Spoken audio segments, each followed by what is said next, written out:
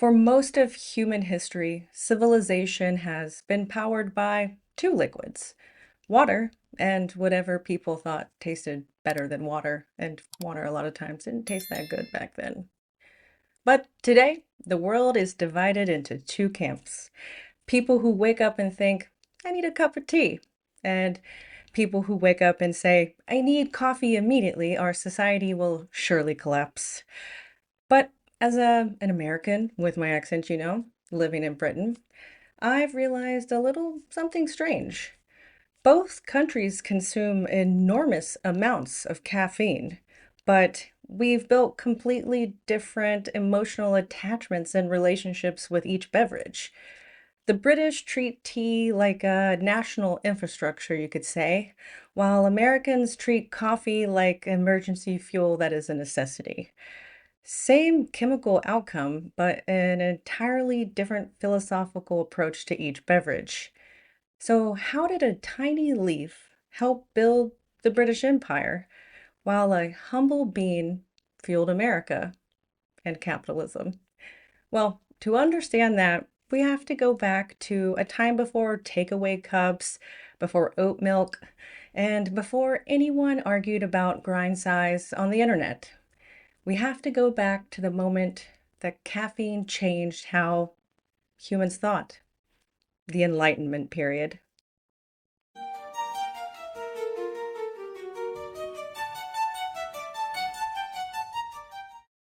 Now, before coffee and tea spread through Europe, people were drinking alcohol daily and for breakfast, not recreationally, but functionally.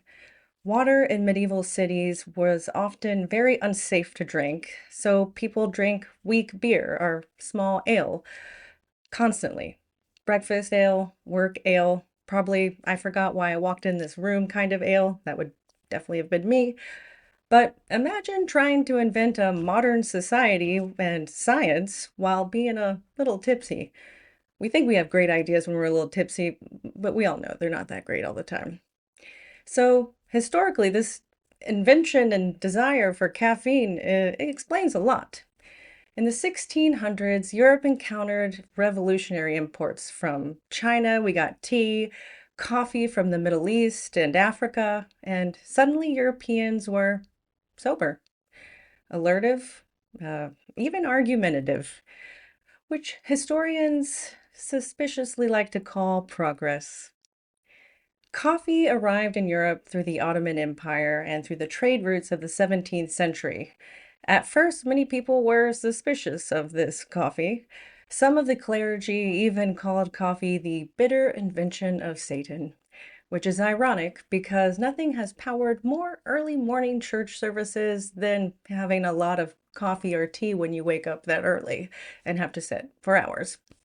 Now, at this point, coffee houses began spreading across London, Paris, and Vienna.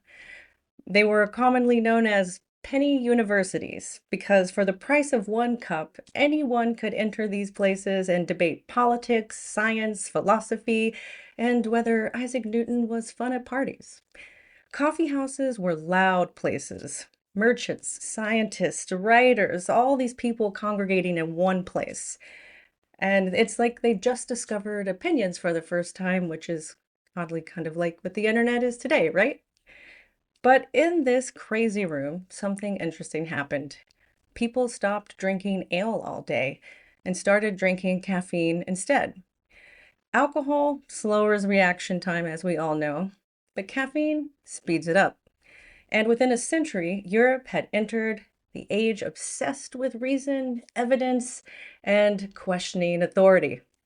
The Enlightenment wasn't just caused by coffee alone, of course, there were other things, but it was suspiciously at the center of a lot of philosophy from the time and only appeared shortly before everyone stopped drinking beer for breakfast and having really great ideas to change society. Despite coffee's early popularity, Britain gradually fell in love with tea. Tea arrived in the mid 1600s through the East India Trading Company. At first, it was incredibly expensive, and only aristocratic families and famous rich people could afford it, which meant it immediately became very trendy and fashionable, and everyone wanted to have some and try some. Drinking tea slowly began making you look like you were refined. And Britain, having turned to a class system into something resembling an Olympic sport mostly, they embraced this instantly. Tea culture slowly spread downward through society, and by the 1700s, tea had become Britain's most popular national drink. Not just because it tastes good, of course, but because it fit the British society perfect. Tea encourages pause. You boil, you wait, you steep, you talk, you complain about the weather, you bond with people over tea. It's less of a beverage and more of a national operating system. And after living here for, like, wow, a year now, I can confirm something I've noticed. If Britain ever had a reset button, it would be a tea kettle. Meanwhile, across the Atlantic, Britain's American colonies were also drinking tea. Shock, shock. Yeah, we know. We were drinking lots of it, and it was convenient for us to drink that as well. But the big issue happened. Britain began to tax it. And after expensive wars and Parliament introducing taxes on tea ports to the colonies to kind of make up for this debt, the colonies objected. The Boston Tea Party, we all know about that. But it wasn't because of the tea itself. Not They didn't want to be taxed without representation. The phrase we all know from the Boston Tea Party, which Americans interpreted roughly as you may enjoy tea, but politically we do not. This disagreement escalated in 1773, the Boston Tea Party talked about, which I'm going to insert footage of the place where it's at now here. And here we are in Boston Harbor, where the Boston Tea Party took place. And literally one of the reasons Americans drink coffee over tea now.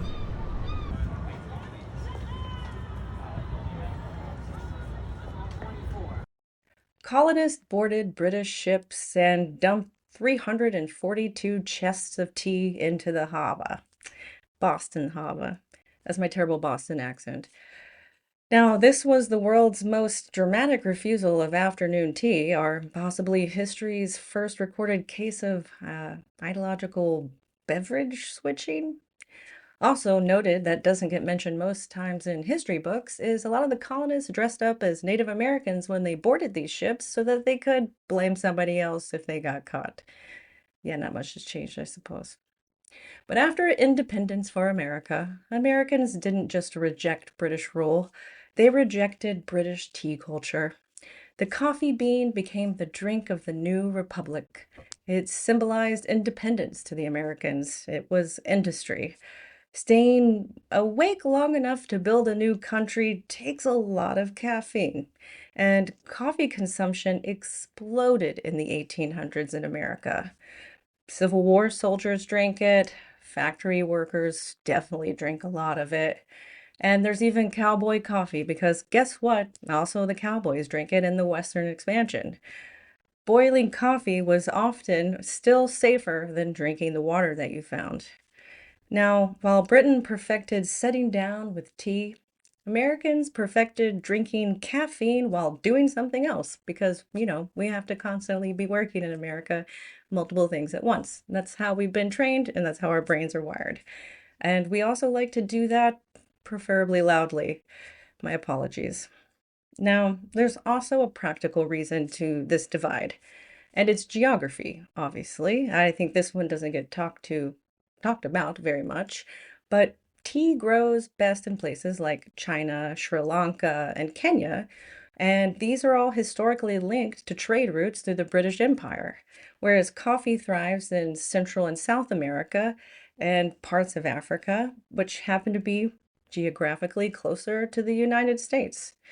Shipping routes for this mattered enormously, enormously.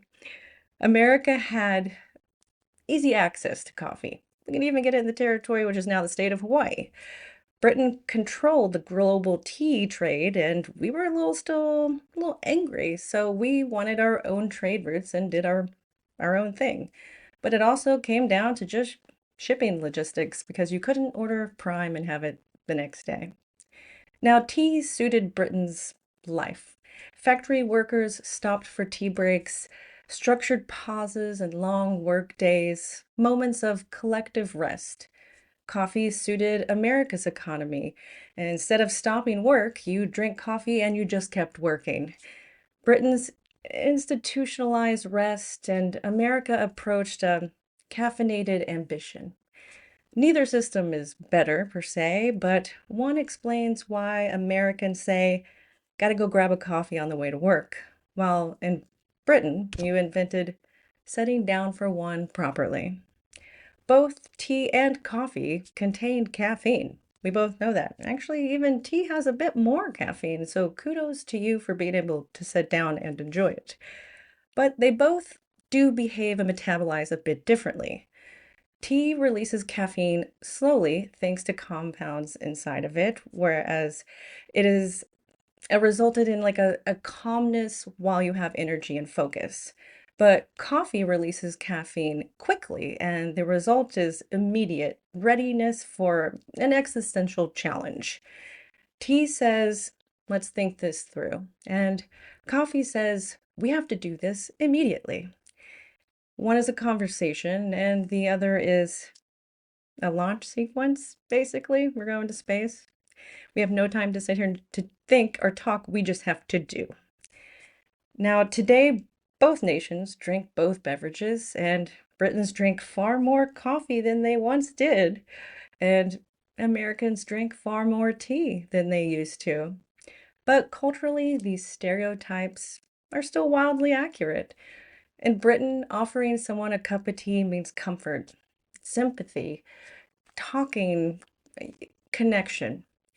And someone could announce, I don't know, the alien invasion we talked about in the council video, and the first response before calling council would probably actually be, let's turn on the kettle and talk about this.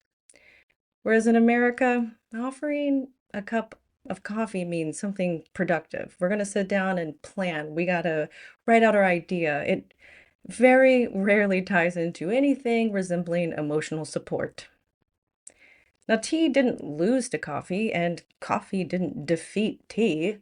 Humanity simply discovered two different ways of staying awake long enough to build modern society. One through patience and one through acceleration, but both through caffeine. And history isn't shaped only by the people who are awake, or by wars, or by kings. It's shaped by what people are holding in their hands while arguing with those things in their hands, of course. Because whether you drink coffee or whether you drink tea, you are participating in a centuries old tradition of trade, empire, rebellion, and a little bit of science every single morning, which is an extraordinary amount of history within the first hour you're awake, which is mostly before we have our fully thoughts. I think I need a little more coffee. Oh, but I actually only have tea in my cup. Well, okay, I guess I'll have to wait for this to kick in and have more concrete, thought out thoughts. Well, anywho, if you liked this video, please like and subscribe, do that little hype thing. And were you surprised to learn some of the facts on the great coffee tea divide between our two countries? I like both personally, but in the South we do sweet tea, which I think you guys would consider an abomination to tea culture because it's basically hummingbird fluid, which I also learned you don't have hummingbirds here. Basically sugar water that's just slightly colored brown. But what's your favorite way to drink coffee or tea? I have to say I've never had a bad cappuccino over here. The coffee is stellar. Better than most places you get coffee in America. So even though we did this whole Boston Tea Party, you guys still won out on flavor. Cheers to that. See you in the next one.